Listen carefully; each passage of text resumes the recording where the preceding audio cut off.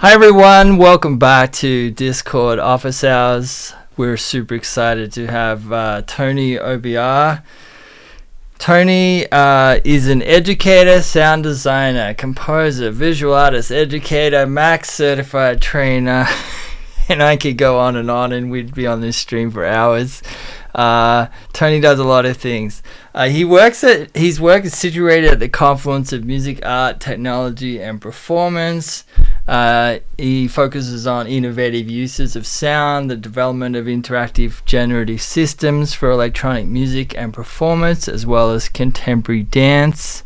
Tony is an avid enthusiast of not just Max, but also synthesizers in general, modular synthesizers. Since 2017, Tony's been the primary coordinator of the world-renowned annual Phoenix Synthesizer Festival. I'm sure you've all seen that out there.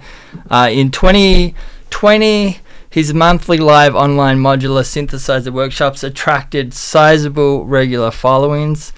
He also works at Arizona State University, where he's taught in the music program there since 2021. And I would guess that most people here already know you, Tony. But for those who don't, I hope that was useful. And if not, you're going to get to know Tony over the next hour or so. Tony, welcome to Office Hours.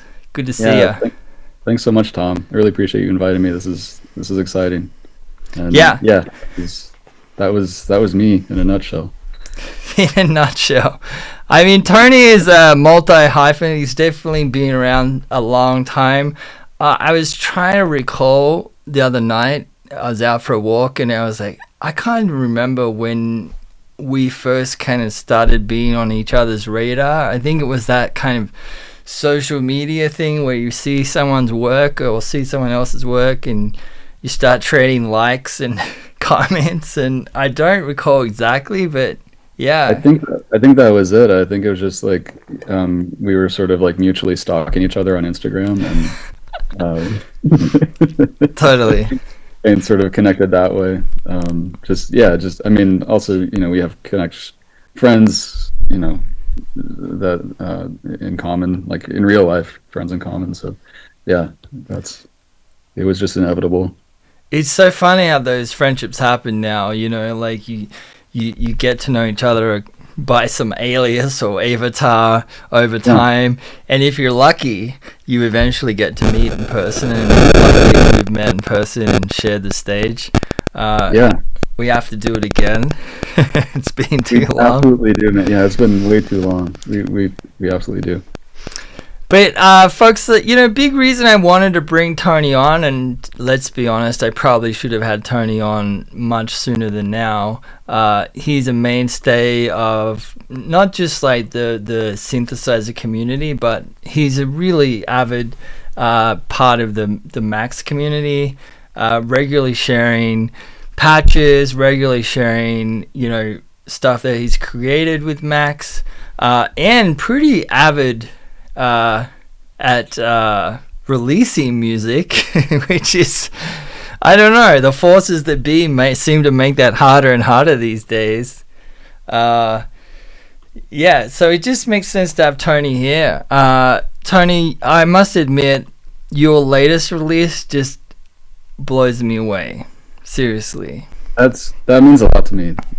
I have a lot of respect for what you do, and like hearing that from you touches me, man. That's amazing.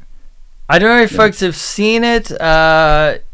It's on the now, is it Belgium label or French?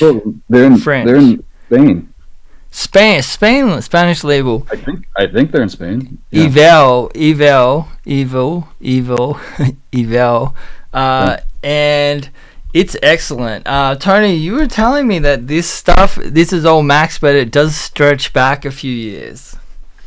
Yeah, and it's not all Max. It's actually, there's like Max all over that album, but it's a lot of sort of hybrid systems of like Max, Modular, Max, Nord Modular. Like there's a lot of Nord Modular on that album. And yeah,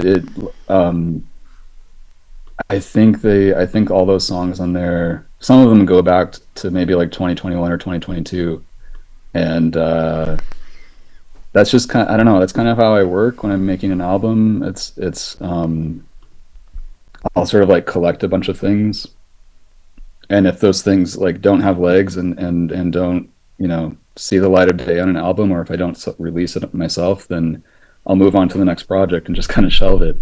And when we were coming up with like what would be good for the label, I had this collection of songs that, you know, like I said, some of them going back to 2021, that I thought would be good.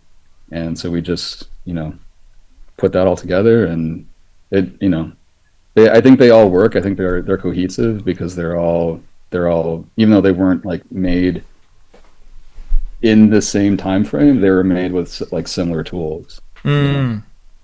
Yeah. Yeah, you mentioned Nord Modular, which is funny because I feel like it's one of those synthesizers that, you know, is out there in the hardware realm, although it technically doesn't exist anymore. Discontinued legacy hardware, RIP. But yeah, I feel like it's just that it is that hard.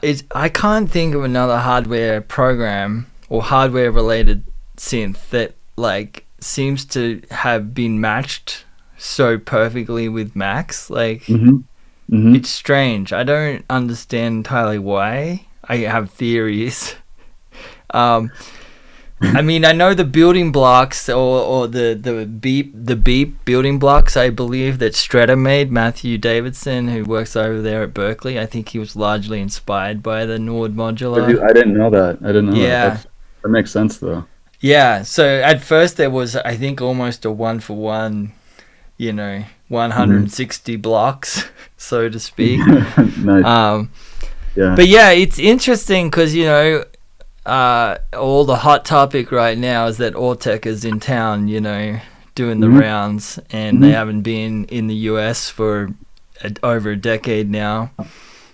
Yeah. And so that's all pretty exciting for us weirdos. Yep. And it's interesting because like they did do a pretty heavy stint there in the 2000s on the Nord Modular, and then eventually crossed over into like all Max setup, which I think is interesting as well. It's like they went, I think they went Electron Nord Modular crossover to Max. Yeah, I don't know what it is about, like what is so appealing about the Nords, because it, like, there are other like environments out there like that, right? There's a lot of them now, actually. It's funny. You know, like, 10 years ago, there was significantly less, but... Right. But, like, what is it? I think for me, what appeals... why the Nords appeal to me so much is that they just sound so alien. Like I can't get those sounds from anything else. And that's why, I still have... I have a G2 and then a micro, and, like, I have old Max in my studio that I have to keep around so I can continue to edit those. But then also, like with the G2, I have the G2 just the rack, so there's like literally no control on that, right? Like it's a power button. Like, that's it. And a bunch of ports on the back. Yeah, and a bunch of ports in the back. So like to control it, like the easiest way for me is just to like set things up in Max, like set up like an interface in Max. To like play those patches in the Nord live. So like I've got a Max patch that's just like my Nord G2 patch that's just like, sending program change messages to the Nord, sending continuous control messages to the Nord, and it's like the easiest way to control that is just using Max. Right. Yeah, that makes sense. I mean, I don't know, I mean, I guess you could play the editor live, but I wouldn't trust that one bit. Like, that thing crashes so much. Yeah. I mean, yeah. I mean, I believe, funny story, Shu Richard Devine, I did get to talk to a couple of the engineers that worked on that, and it sounded like, basically they stopped production of the G2. It didn't sell people didn't quite get it when it was initially released, and the software maintenance was killing. Like the budget that they required to keep it going was insane. Yeah, I mean, I imagine I don't know when their stage pianos came out, but I imagine that those were like keeping the company afloat more than anything else. Yeah, I think Ariana Grande and and Taylor Swift buying hordes of stage pianos sadly was what buried Nord's more experimental synth side. I believe it. Yep. Yeah.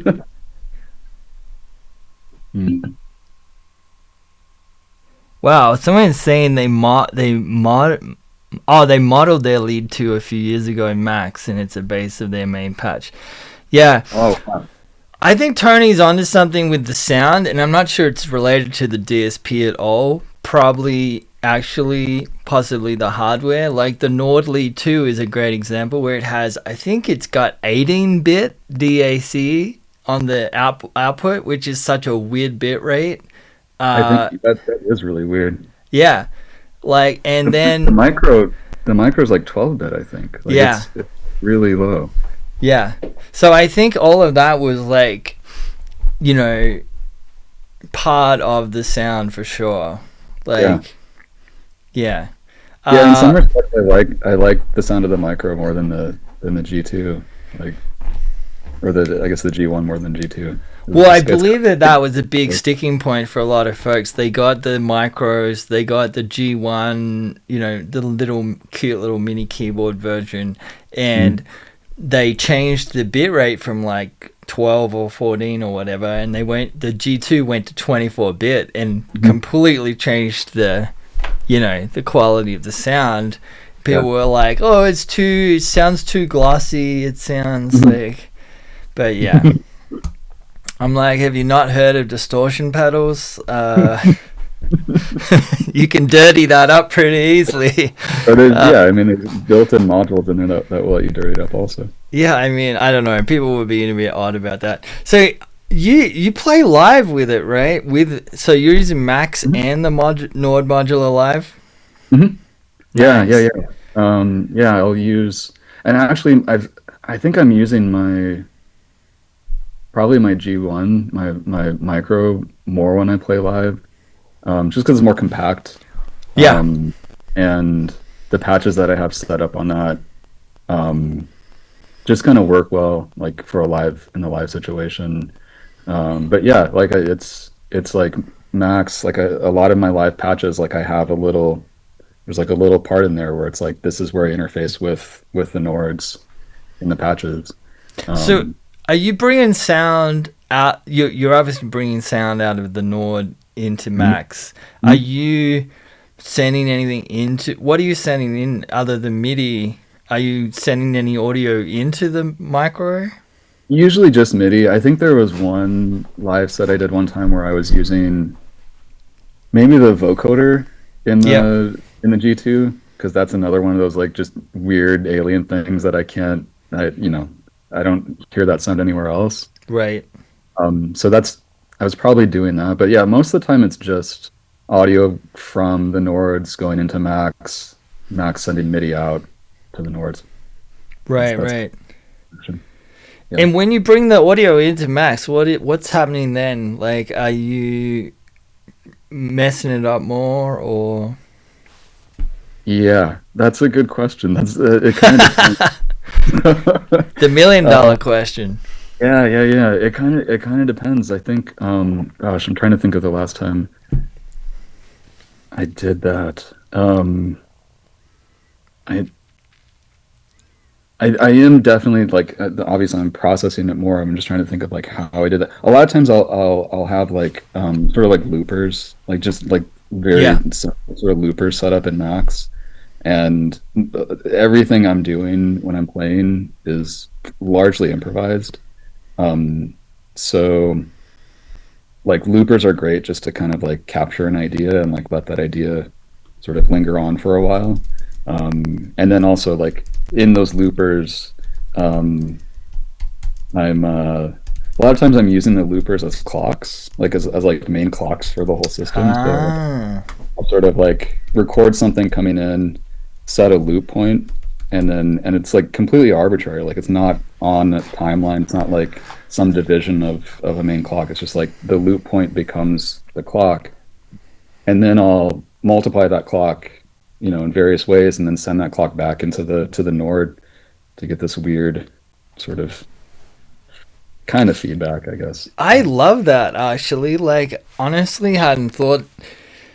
I honestly probably never. I mean, I've clocked, like, have my clock, my phaser, my metro, whatever flavor of the day it is. But like usually the looper has to play, you know, second fiddle to that. Yeah. But that solves a lot of problems actually by using your looper as the clock. And yeah, and it also just opens up some really cool creative things, because like once you start changing the loop length or changing the loop speed, like Right. that's gonna like change. That's your main clock, so it's gonna like change everything that's following that clock. That's Yeah. actually, I mean, it's something I do a lot in modular. Yeah. Like a lot of like modular loopers have like an end of loop output on it, right? Right. They'll use that end of loop output as the main clock for things in my system, and yeah, I've taken that idea and brought it into Max. Yeah, and honestly, it's not hard in Max because you've got Groove Tilde that has the Mhm. furthest most right output that has the phase relevant to the loop length, which you Yep. can use. You could have, and you could be getting multiple clock points off that with watt or delta greater than Yep. whatever you choose to have different clocks, and that's a cool idea, Tony. I've not explored that at all, so there you go. I like it. Nice. Folks, stream is over. I'm going patching. I like it.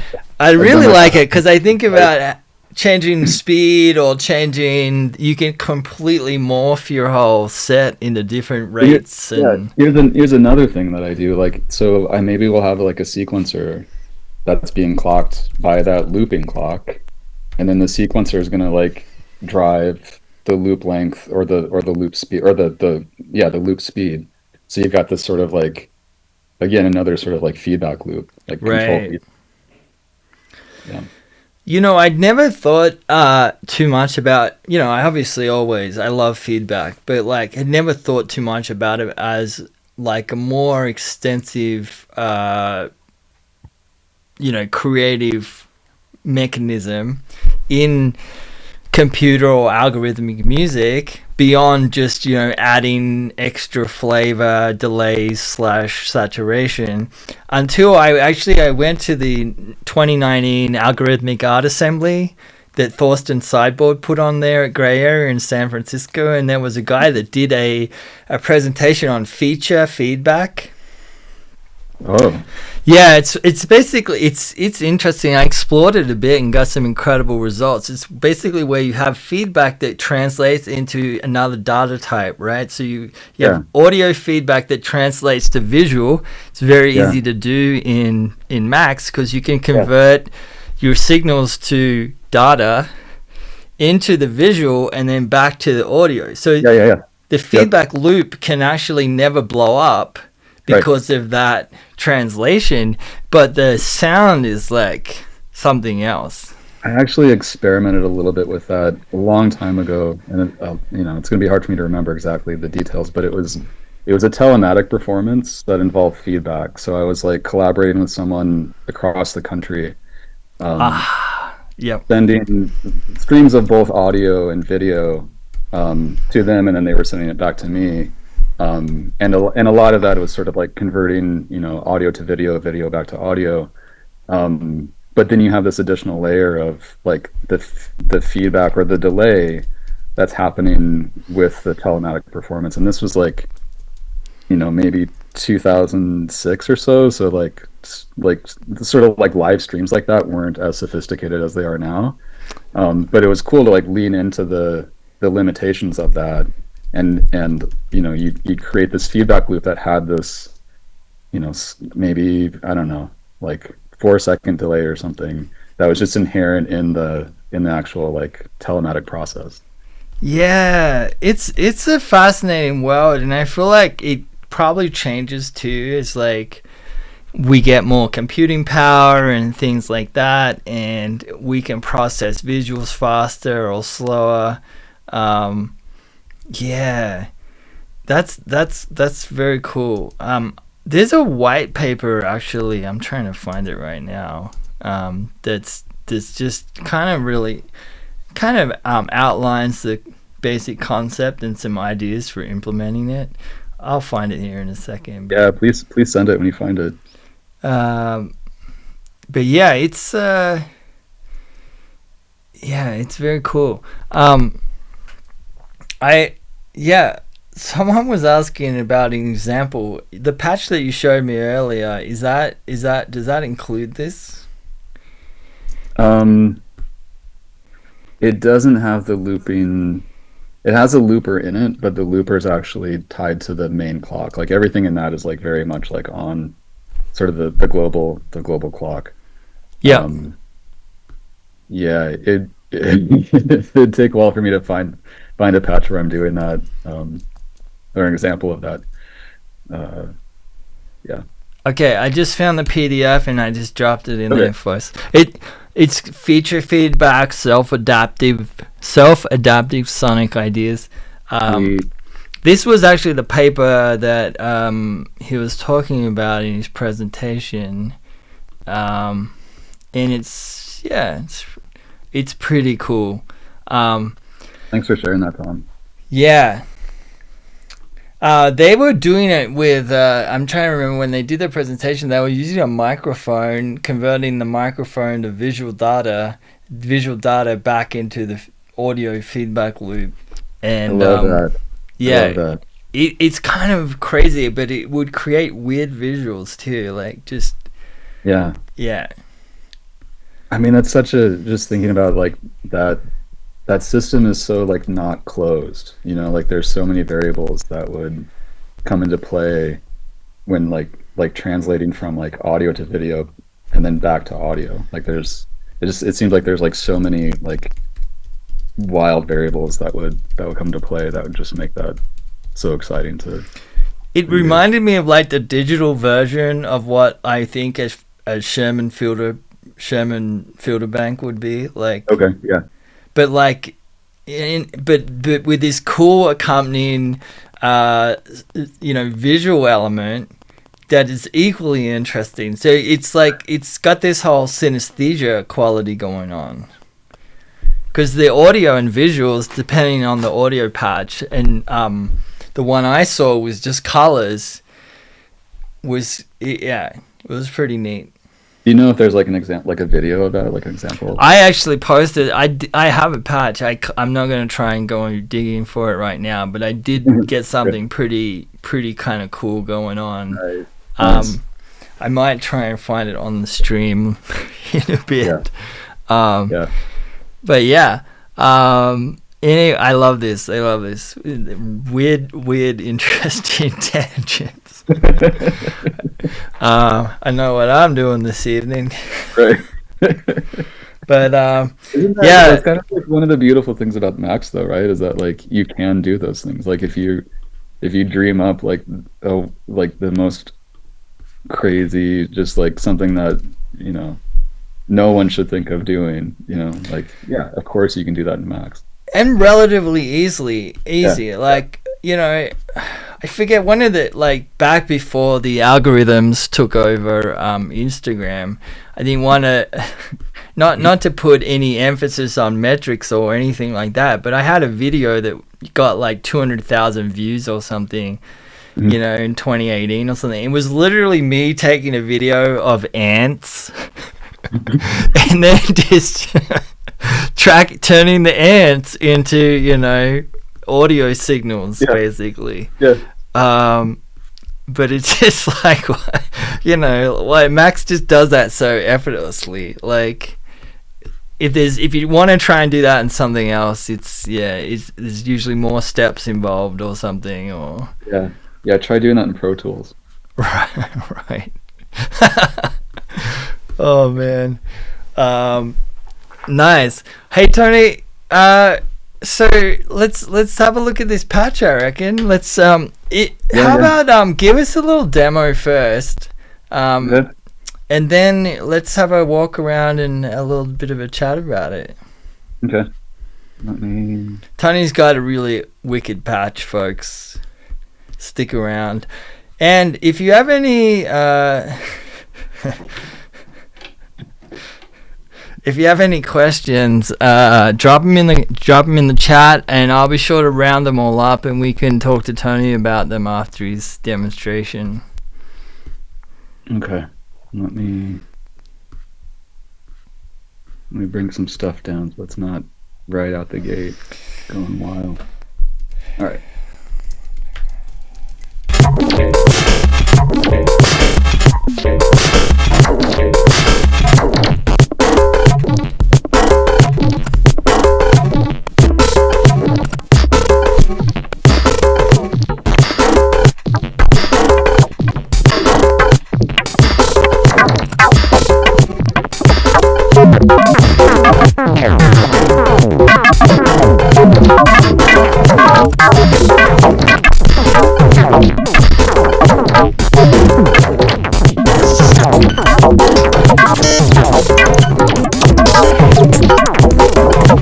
Hey Tony.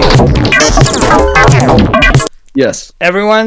No one can hear it. I wonder if there's a bunch of noise suppression going on. I think I have it all turned off on my end. Do you have it set to what is that Zoom setting? Audio for musicians, right? Something like that. Where do I turn that on? I think you have to go up to Zoom and go to settings, and then there's a whole bunch of settings. In my experience, basically just turning everything off is helpful. Yeah. I mean, I'll be honest, this is all a little hit and miss. Original sound for musicians, is that original sound? Yeah, that one. High fidelity music mode, and then stereo audio. Live performance audio, is that? Yeah, original sound for musicians. High fidelity music mode on, stereo audio, and then turn. Oh, there is a live performance. Yeah, live performance audio, I believe. I think that's a toggle. I can't. It's either or. So I can either do original sound for musicians or live performance audio. This live performance audio is a little new to me. I'm not sure that maybe we should not explore that today. Okay. Oh, and make sure you share sound when you share screen. Yeah. I was doing that. Oh, okay. Yeah, it's possibly the original sound from noise. The noise removal basically considers anything max noise. Of course. What about echo cancellation? Is that totally turn that off? Yeah, that it trips out with that. So let's try that again. All right. Let's try it.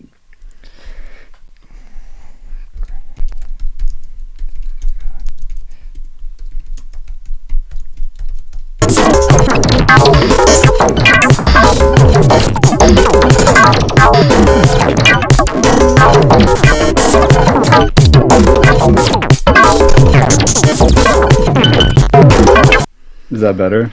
Nah, it sounds like based on the comments, it's not liking it. So, damn. It's all cool. I've captured those. That sound will come through perfectly on the YouTube video later. So we can just have a cruise around the patch and point out maybe they point out the event / signal flow Yeah, totally. So this patch, I started building this around 2018, and then I've been sort of slowly adding new things to it. But the core, the main thing, I think it was actually inspired by a reactor device that somebody built. I don't know the name of it, but I wanted to like I understood what was happening in the device, and I wanted to kind of reverse engineer it in Max. And so the core of it is like a sample player, like basically four one shot percussive sounds, um, all layered together. So like one sort of like drum event is four of those, like four sounds layered together, Mm. and then each of those sounds can be manipulated in various ways. So and those are all determined by these multi sliders here. So this one is just like the sample selection. Um, and so you can see how I'm just like changing this, and it's changing which sample is being played here. I've got some Richard Devine stuff in there. Nice. Yeah. It's like I usually load a folder that has probably about like 1,500 samples in it, Wow. and some of those, I'd say maybe a quarter of those are like things that I've downloaded from Splice, but then like everything else is just stuff that I've recorded. So anyway, yeah, I'll like load that folder in here. You can kind of see it. Like that's the folder. um, and yeah, so this is sample selection. This controls the time stretching for each sample. So like time stretching for the first one, second, third, and fourth. This is pitch shifting for each sample. And then each sample is run into, or can be run into, a delay. So this is the delay time. And then this is just turning that delay on or off, or basically like feeding that delay in. There we go. There we go. And then that's fed into a ring modulator, again, for each sample. And then that's fed into a filter for each sample. So like the flow is sort of like sample into delay, into ring modulator, into filter. But again, it's four samples all layered together, and each one has individual controls over their own delay, ring modulation, and filter. Nice. Yeah. And so that's sort of like the main sort of like sound generator here. And then what's driving this is this sequencer that I've been kind of playing around with and refining over the years. And this was actually Cycling 74, they ask artists to do like the like starting points patch. Yep. Right. So when they asked me to do a starting points patch, like this was the patch, not this patch, but like the core of what's driving this patch is that patch. So like if you go onto the website, you'll find like this sequencer there. Hell yeah. And so the way that the sequencer works, it's sad that I can't play it, but I'll do my best to kind of describe it. The way it works is it's like completely generative. This button right here is like my big dice roll. So before I roll the dice, I can specify how many events are going to be generated, and an event is just it's either going to be like triggering the sound, or it's going to be a rest. And the event can be, I think I set it up so it's either like eighth notes, quarter notes, 16th notes. The event could be like one of those divisions. Nothing too spicy. It does, like if I did like dotted eighth or triplets or something like that, it starts to get just a little too chaotic, like not as cohesive as I'd like it to be. So that's the events. So it's going to generate some number of events. This is the percentage of time that any of those events will be repeated.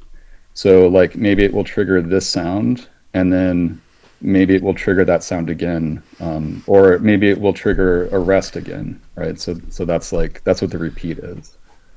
And then the rest is just the percentage of time that any of those events that are being generated will be a rest. Are you with me so far? I'm with you. Everyone with Tony, if you have questions, drop them in the chat. We'll get them answered. Cool. So then like when I'm playing things, let's see, let's generate some events here, and I'll turn it down. you can see what's happening. You can see that like I'm sure like I've just generated some events. And if you look closely, you can actually see how there's like a pattern in the presets that are being selected. Like the same presets are being selected, so those are the presets that were included in that like list of events that we generated. This percent skip is like post generation of the events. So like as it's playing, I could say, well, now I just want you to skip 78% of the time. So it's basically just gonna like not play a note or not play an event 78% of the time. Um, so this is yeah, and that's completely random. It's just like choosing which events not to play or not choosing which events not to play. Um, this auto store right here, I guess I should explain that. If I click this, it's gonna automatically load. Let me back up. I kind of skipped something here. Each of these presets is a combination of the sample selection and then also the sample sort of manipulation. So like each one of these is just a different configuration of all that. Mm. And I don't want to like go through and like I could like set a preset for every single one manually. I could like go in and choose which sample I want, and but that just takes a lot of time. So the best way to do this is this auto store button just automatically like loads however many. It's like 90, 90, 97, 98. Yeah, 98 presets. Oh, nice. But just like now I just like dumped 98 presets, like 98 new presets into Ah, that's cool. That's a cool idea. yeah. Yeah. So you just Uh, have it generate different variations on all of those and store mhm, them, and mhm. you can just edit. Do you click that when you're playing live? It doesn't crash. And I do. Hell yeah. It yeah, I've like pushed this pretty hard because I've actually run I think in like 2024 I was playing a few shows where I was using this patch primarily. Um, and I was like running video in Resolume and triggering video from this patch, like basically like triggering events in Resolume from this patch, all on one computer, like Resolume and this patch were running at the same time, and it didn't crash at all. And yeah, I definitely have auto stored things because it's another sort of like just dice roll. Like if I don't like I can dice roll and I can get like different selections of presets, but if I'm just not feeling like what presets were generated, then I can say, okay, give me 98 more or 98 different presets now.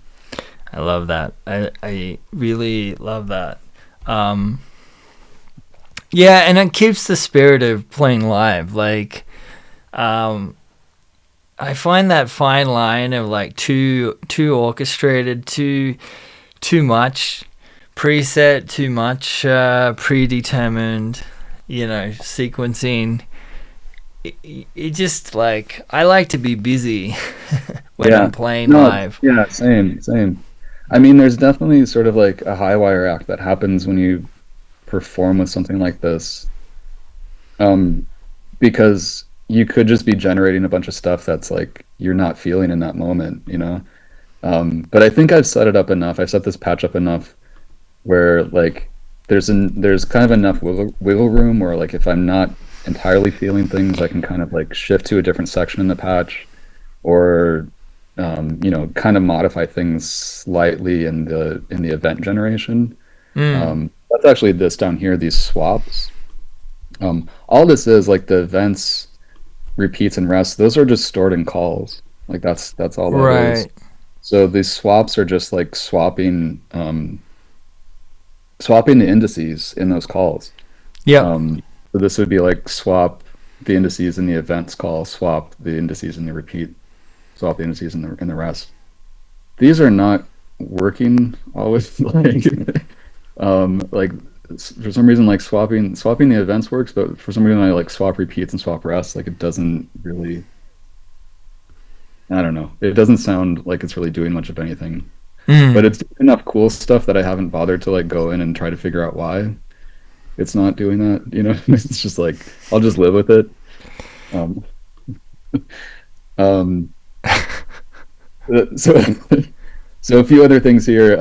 This reset is like a global reset. So I've got like a main clock that's like 16th notes. And the reason why I have that global reset there is like this events, the events that are generated, like if I generate 16 events, it's going to be a combination of 16th note, 8th note, and quarter note. So that might not always like line up to, a full 4 bars or 2 bars or whatever, right? It might be some sort of weird, weird time signature, which is great, but sometimes I don't want that. So I can have a global reset here that will just reset all the events back to 1 on on some clock number here. So like hang on, Tony. Did folks lose me? You got audio? Can you hear me? Sounds like we lost audio. Oh no. Man, we're plagued today. We are. And I totally have everything updated. I wonder if there was a change that's getting me. Let's see. No, hang on. Let's see here. Settings.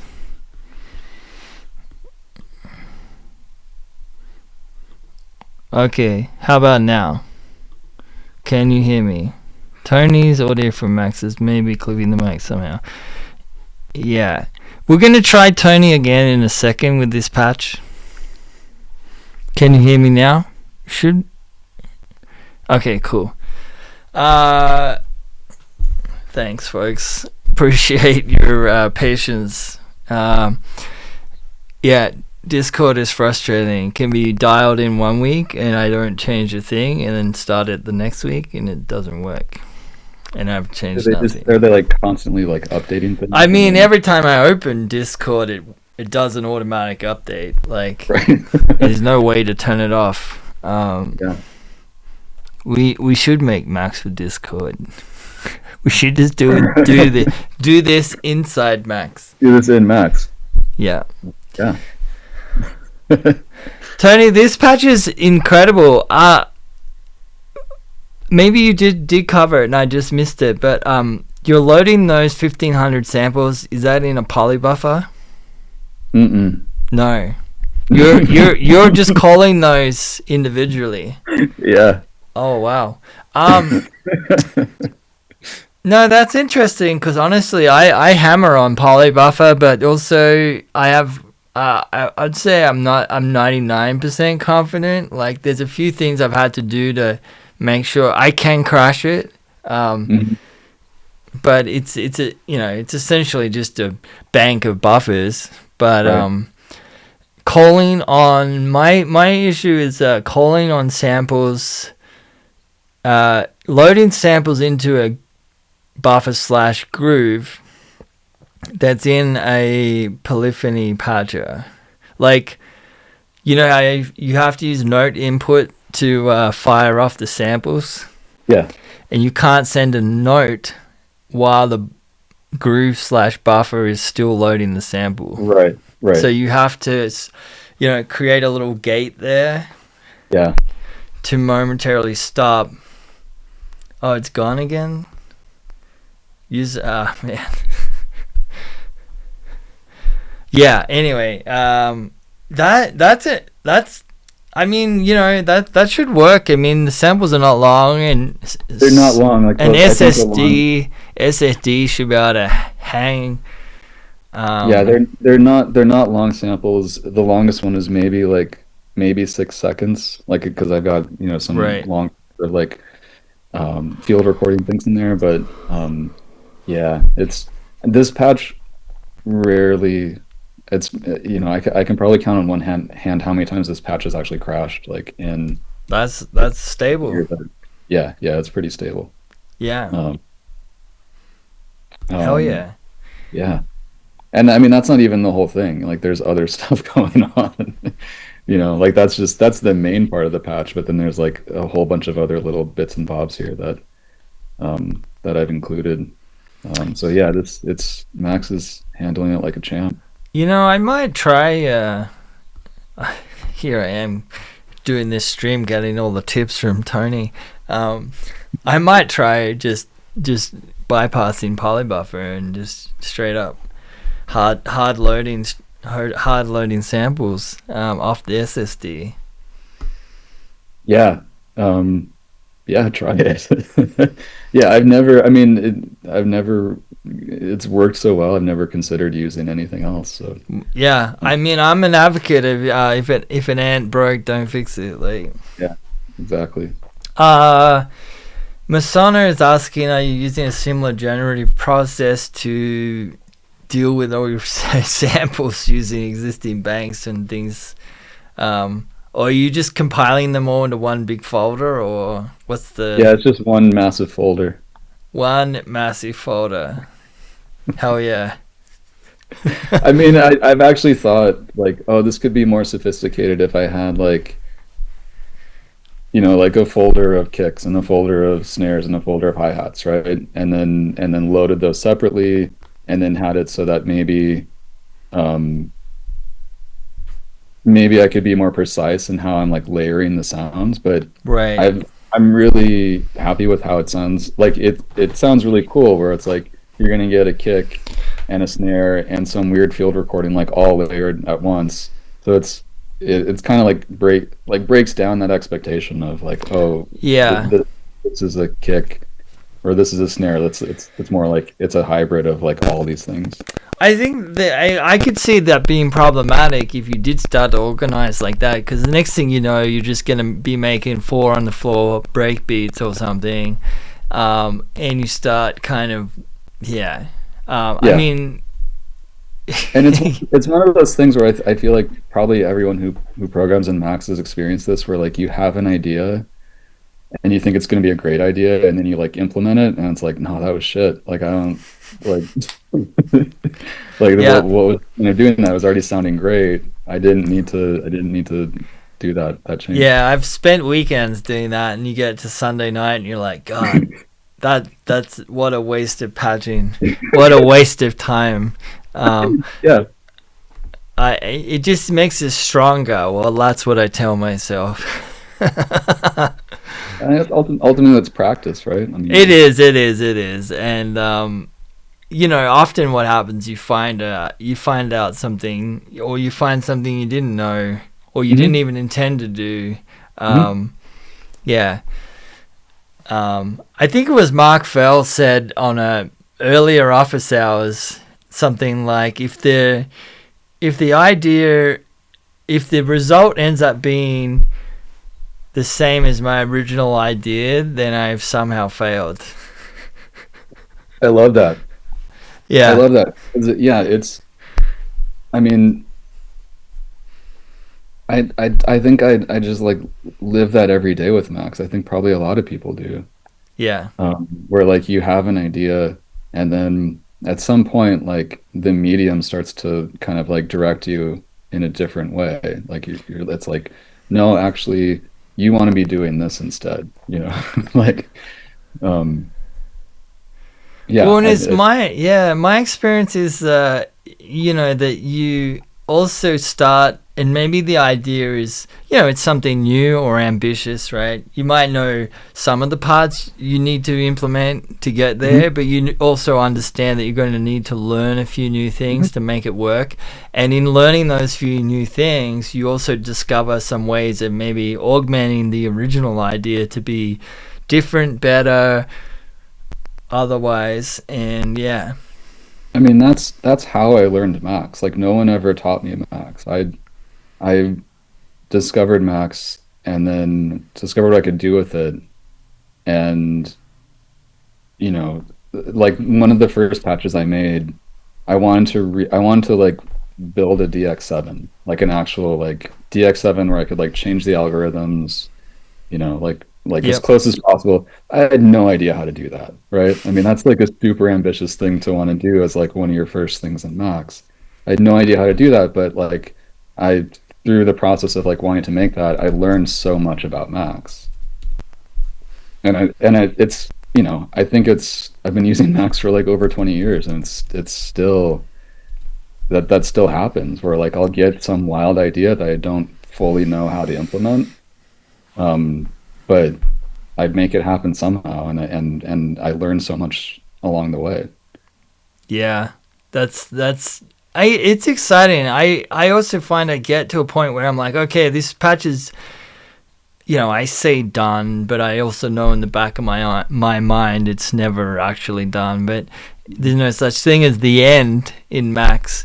But it gets to a point where I'm happy, I'm satisfied, and we're like, well, I guess this patch is in possibly its final state, and then something happens, or I'm in the shower. So finally, I have crazy ideas in the shower.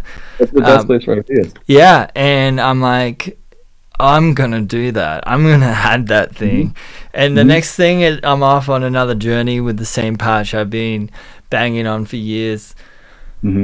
I do love that about Max. Like it grows with you in a way. Like the in a sense. I mean, it does. Yeah, it definitely does. Do you have a rule about like editing patches in any given time frame before a show? Absolutely. I mean, okay, so I think some of you know I was playing a lot over summer. So the only kind of things that I would allow myself to change were either any kind of presetted stuff, right? Obviously, I want to, maybe I decide the bass is too high or something. I want to pull the level down a bit.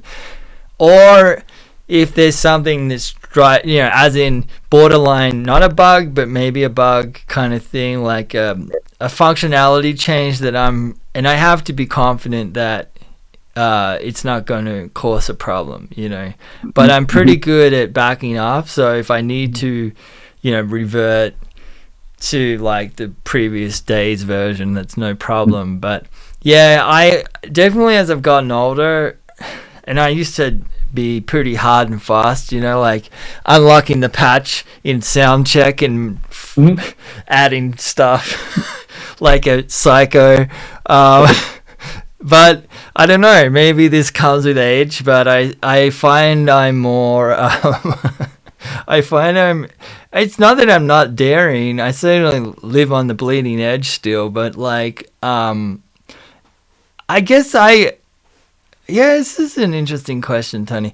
I think what I actually has changed is I actually have more respect, and not that I didn't disrespect the audience or the concert experience, but I have more respect for those coming to the show now. Like I want to give them the best possible performance that I can do in that moment. And I know that by introducing some object or some thing that I've not completely tested, it's possibly could lead to a crash, could lead to a problem, could lead to the sound not being the best it can be, and so I don't do it. I feel like these people have come out, they've given some money at the door. Yeah. They're excited to see me play and see the other people on the bill play, and I want to give them 110%. Like, and I am also wanting to. And I think this is probably an age thing. I used to I think when I was younger, I could probably deal with anxiety better, but now I'm just like, let's have some redundancies. Let's have some, and I found by having those redundancies, by having and not changing the patch in the last minute, I enjoy myself more as well. Like, that makes sense. Yeah, you can kind of like live in the performance a little more instead of having that constant anxiety of like, is this going to work? Right. Yeah, absolutely. Yeah, so that's probably what's changed. So, and I also like Josh Eustace, Telephone Tel Aviv, talked about this, but like, if you're intending to record your patch for possible release and things like this, you need to set some parameters, like, because you can, a day of recording can easily descend into a day of chasing rabbits down rabbit holes, and so, yeah. Definitely. No, there's definitely like the trap of just getting stuck in patching and not actually like doing anything with the patch that you're spending so much time on. I think it's maybe maturity, you know. Mhm. God, Yeah, I'm sounding like an adult. yeah, But like, you know, maturity of setting, you know, being able to stick to a plan on a Saturday and be like, no, we are recording today. We mhm, told ourselves we were, and that's what we're doing. We're not going to descend into pulling this patch apart because this one little thing is not right or bugging mhm. me. And no one else knows about this thing. It's just something I know about, you know. It's such a like it requires a lot of discipline, I think, because I mean, for me at least, like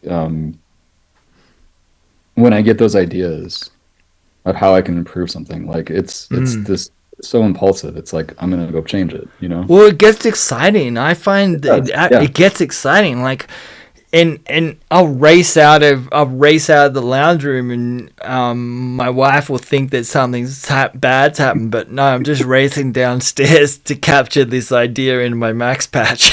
Right. Yeah.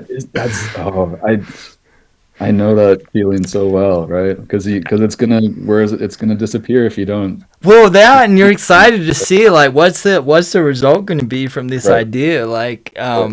yeah, that's kind of fun. It's exciting, and I think part of this is why we are attracted to something like Max Hmm. versus, and no shade on Ableton, but I also know that if I could unlock Ableton and like Hmm. change something, Hmm. and you know, okay, I know Max for Lives in there, but Sure. I'm talking about unlock the door and switch something around. Hmm. I'd be the same way. Like if Right. you know, and that's Yeah. why I spend more time in Max than live. Like, Yeah. Yeah. You just, yeah. Same. Hmm. yeah, it's neat. Folks, we're over an hour now. We're gonna get Tony to run this patch again. I've changed one setting in the Discord backend, and we'll see if that helps.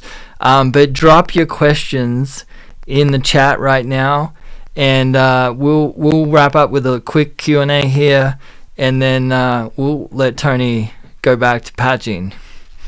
Uh, Tony, let's try this patch one more time. You shared audio, right? And Yeah. you have Max's output set to audio to I do. Zoom, right? Yep. Yep. Okay. Let's try it, and folks, drop us a line if you can't hear it. I'm gonna bring the volume One like thing is, Tony, I noticed that your meter is showing multi-channel, yeah. and I wonder if I suspect Zoom can only capture 2 channels, probably 1 and 2. Um, I think you're right. And that could be it. Finally, I just noticed your meter, and I'm like, that's the multi-channel out meter. Why is it? Why is it I'm doing not. multi? Like that Do doesn't you make have any. any MC in there? I don't think I have any MC objects in And here. that is super weird that it is a Yeah. multi-channel output. Yeah. Um. Well, I don't know. Someone. Do you have any other patches open that are MC? I Um, don't think they do. I think the only way to get that is if it's a easy DAC, no, MC easy DAC, then Yeah, it. I do not. I don't have that in this patch.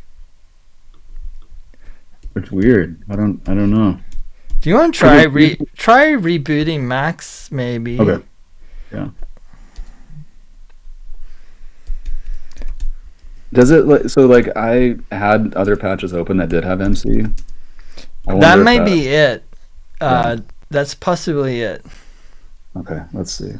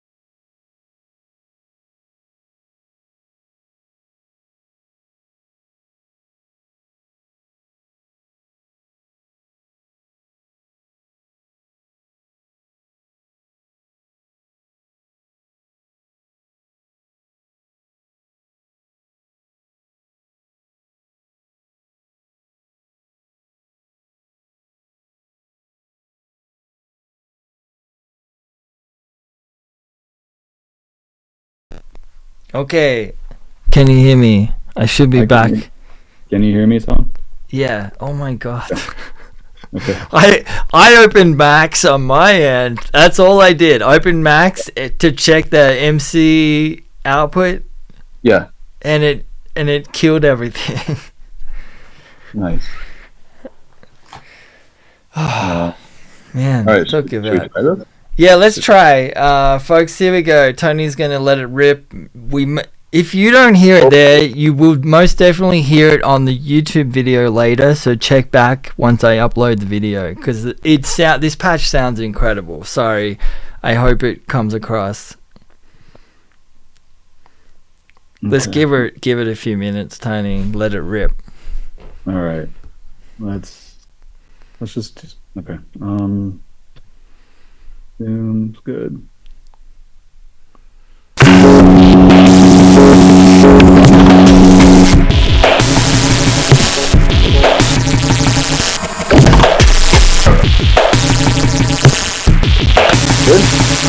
Yeah, they can hear it. Nice. Okay. Yeah. I don't know. Let's. Yeah, give us a few minutes, Tony. Let her rip, mate. We wanna let's hear it. Cool.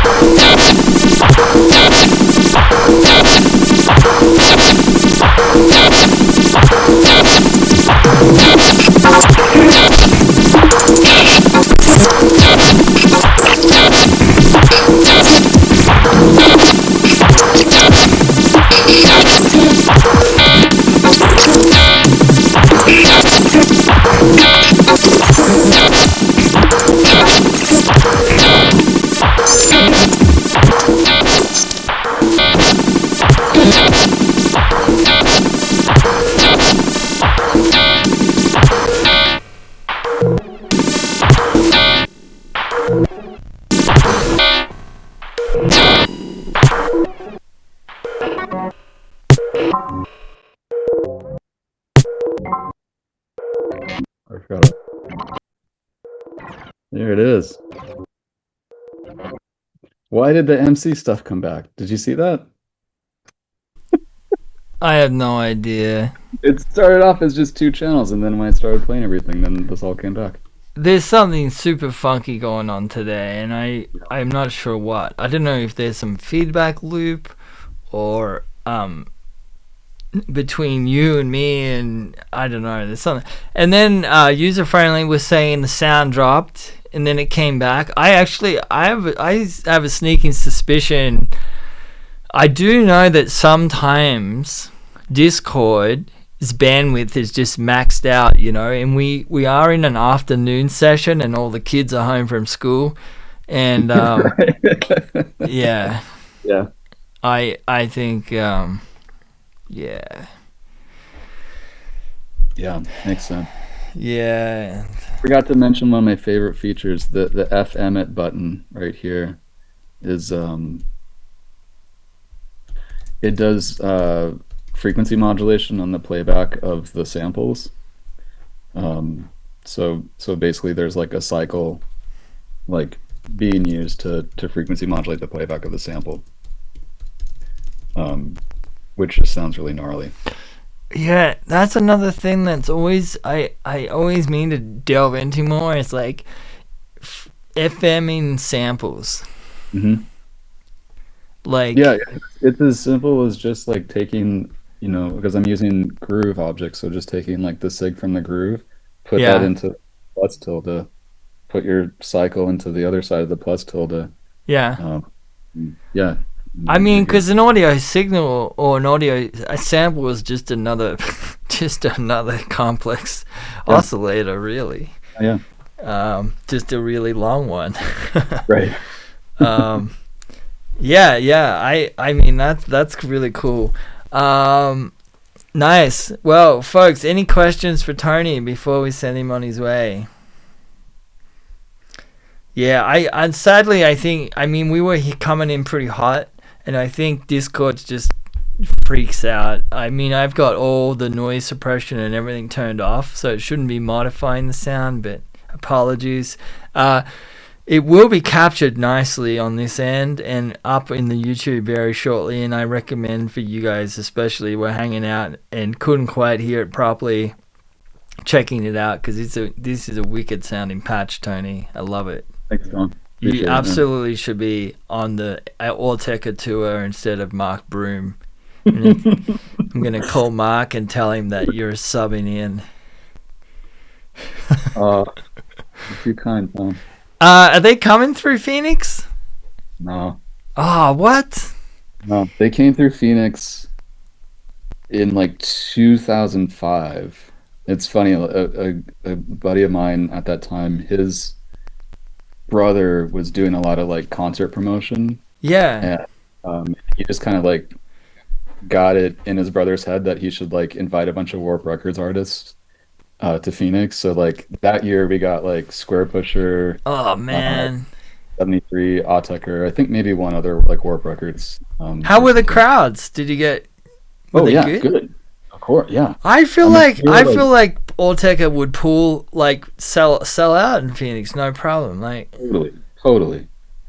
I don't know. Phoenix is weird. Phoenix is just, it's kind of a weird city. Yeah, they're I know they're playing the two shows, one after back to back on Friday night in LA. Then they fly directly to Mexico City to do Mutech Sunday night, and then they're back in Austin, I think, like Monday, playing Austin. And I guess they, probably might have done Phoenix instead of if Mutech wasn't on. Yeah, I don't know. Because they do. I know. I was talking to Sean, and he said they're on a tour bus, so the bus has to go to Austin. It's kind of on the way to Phoenix. Goes through Phoenix is pretty easy. Yeah. Oh, they never go to New Zealand. Have they ever? No, I don't think they've ever played New Zealand. Really? They should. And it's not like a plane ticket from New Zealand to Melbourne is that cheap. It's $300 or $400. Like, oh man, yeah. Yeah, they would totally. I mean, there was a good crowd that night, and that was also when they were touring with SND. So like that was just. Oh man. Super stacked line. It was incredible seeing both of those. That is a lineup. S&D and Allteca. Oh, yep. Damn. Yeah. Man, that's cool. Tony, this has been wickedly fun, and we've had a nice crew here the whole time. Seen a lot of familiar faces. Folks, I'm sorry for the audio problems. I'm gonna do some more work on my end, but I don't know. Other than what happened, have a Zoom update a few days ago, and the Discord is always updating, so we'll see.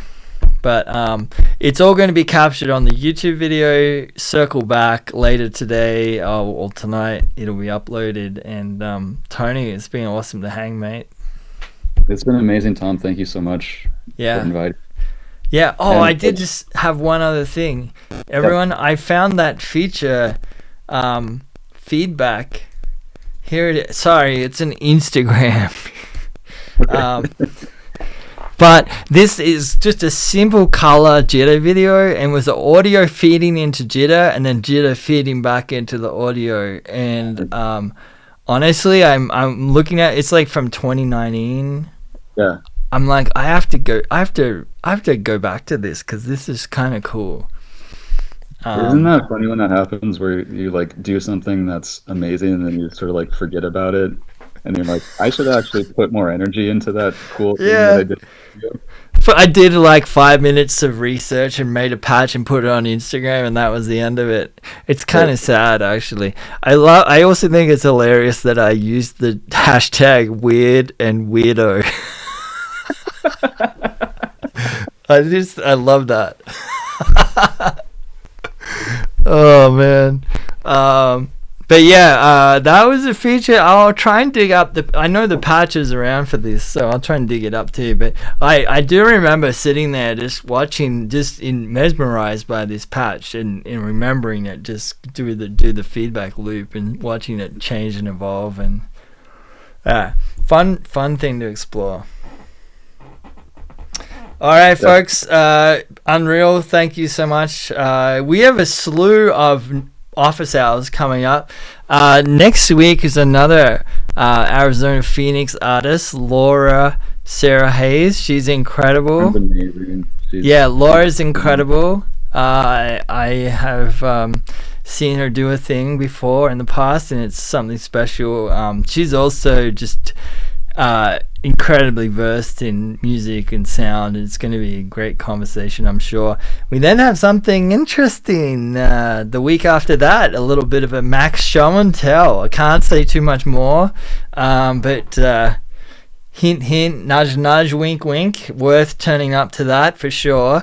I'll have some special guests from the engineering team at Cycling 74, and then the week after that is speaking of SND, we have Mark Fell's son.